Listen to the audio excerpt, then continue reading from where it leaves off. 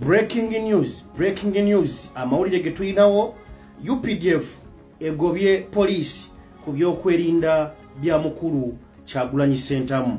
Ambaliriza ko nyonate akawungezi konna ko lwalero eddakiika ziri 33 zokkiza kegana sawa M yakawungezi konna ko lwalero lunaku wa Sunday ennaku z'omwezi 30 mwezi gwa 11 omwaka 2025 nze musajja wa Kabaka the Energy Master Chopper Uganda mpita 11 UG.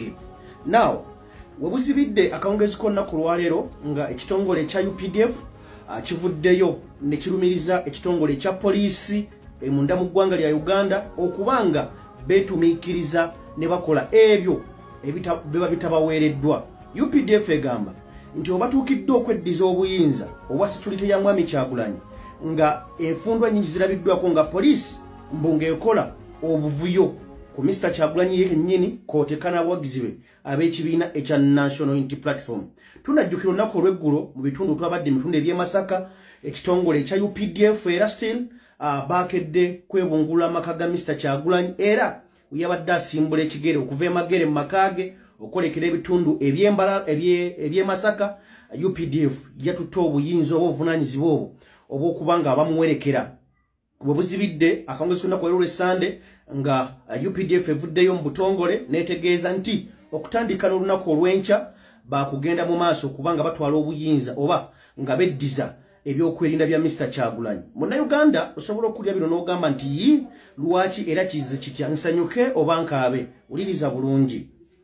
UPDF kitegeeza ki okujja mu kaseera kano okuvaayo okulaga bannayuganda nti ebikolwa bya poliisi yo nga UPDF ebivumirira ebyokuba UPDF kuba netegeeza nti poliisi ebadde etuuka n'okugana Mr. Kyagulanyi okwogerako n'abawagizi be mu makubo eyo gy'ayita. UPDF egamba kikyamu era poliisi tefunangayo oda yonna ku nsonga eyo. UPDF erumiriza poliisi nti babadde bafulumya n'omukka ogwa tiyagaasi mu kaseera wegubadde guteetaagisa nti bagenza okulaba ebintu ebyo nga poliisi ya ggwanga lya Uganda yandireetere eggwanga Uganda obuzibu oba okusuula nyaffe Uganda mu kabasa.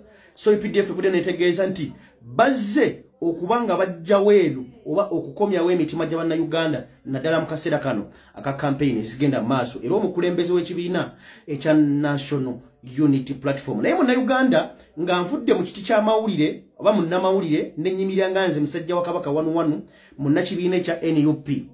Njagala otegeere bino.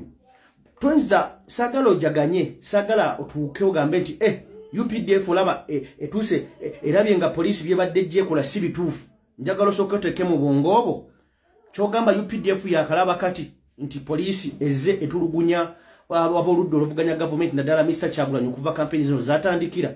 Ye UPDF kyetegeeza ebirabye kati nti waliwo tiyalaba tiyategeerako nti waliwo bannakibiina kya NUP abakolebwako obulumbaganyi mu bitundu eby'embalala. So munnayuganda njagala nga tunakyamuukirira olwa poliisi okuvaayo nti olwa UPDF okuvaayo neesuubiza bannayuganda temugenda kuddamu kulaba tiyagaasi wakyeyonoonere era abawagizi ba NUP lindako okujaganya kubanga kano kandiba akakodyo akategeke oba kandibanga akabadi kebabadese okubakwata mu maaso mwenyumirize mu UPDF. Kituufu olunaku olw'eggulo nga tuli mu bitundu eby'e Masaka tewabaddewo nnyo kusika muguwa kw'amaanyi wakati w'abawagizi b'ekibiina kya NUP kwoteeka n'ebitongole ebyokwerinda kubanga nkutegeeza nti obwakeredde amakya g'olunaku olw'eggulo nga tugenda ebitundu eby'e Masaka ekitongole ekya UPDF kyasuze magere nga kirindiridde omukulembeze era lwajjayo omutwe bw'ati bamugoberedde mpaka gye twakomye n'okumukomyawo still era babadde mu bitundu eby'e Busega mwalabye amagye gabadde mangi bamuyisizaawo speed ne yeeyongerayo. Kati UPDF essaawa zino munnayuganda kyentegeeza saagala okyamuukirire era osanyuke ogambe nti UPDF tetugenda kuddamu kulaba tiyaga kisoboka obutaddamu kumulabako naye weeraliikirire kubanga UPDF yandibanga eyingidde akalulu ka 2026 mu style kankaddemu kano okategeere bulungi. Oyinza okuddaawo n'osagambiza naye kyandibanga eno yennyingira ya UPDF mu kalulu ka Uganda aka 2026. Ennaku ntono nnyo omu bannamagye omukyala amanyiddwa nga yani omukyalo oyo yavaayo n'ategeeza Narweiso ziti Narweiso yes ye Narweiso yani Nakalema ye Nakalema yavaayo n'ategeeza eggwanga nti teri munnayuganda bw'onomala okulonda tambula ogende UPDF ejja kukuma akalulu.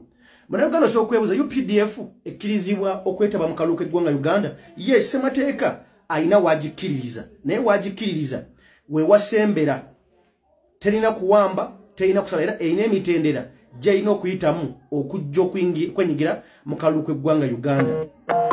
UPDF esobola okuyingira mu kalulu nga poliisi nga waliwo akaseera akakazigizigi ddala akatuusa okulemerera poliisi newanika omukono nesaba UPDF ejje bayambeko.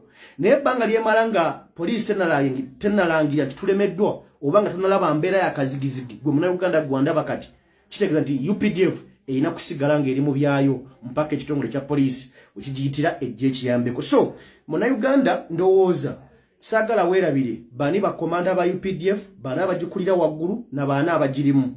Lindako okusanyuka kyandibanga UPDF emaze okuba nga erangirira oba nga esula indicator eyagala ebasiigire ekifaananyi ekirungi nti olaba ffe tuli mu mikono gyammwe okuva twatekinga over ate waliwo mbeera yakusika muggwa gye mulabe mu campaign. So kitegeeza nti ne mu kulonda sawa y'okulonda UPDF ejja kubagamba nti bwe twabadde eri mu kaseera k'okunoonya akalulu twabayisizza mutya. Kitegeeza nti eri mu bakuba oba eri mu batega kabadi mugibuukire then kusawera esembayo ate emala ebeefuulire. So ge mawulire ago tambuza video abawagizi b'ekibiina ekya National Unity Platform amawulire gano gammwe gabakwatako nnyo. UPDF okutandika n'olunaku olw'enkya nga twolekera ebitundu ebyakira Kanso mu Sisi John mu Wadanku Nnyingi, UPDF egamba nti yegenda okubanga era yatekinze dda ebyokulinda bya mukulu Kyagulanyi. Bagambye nti poliisi tegobeddwawo wabula temwewunya kubanga mubalaba nga weebali, naye tebagenda kuddamu kulabika kukola fujjo ku muwagizi wa kibiina kya NUP yenna.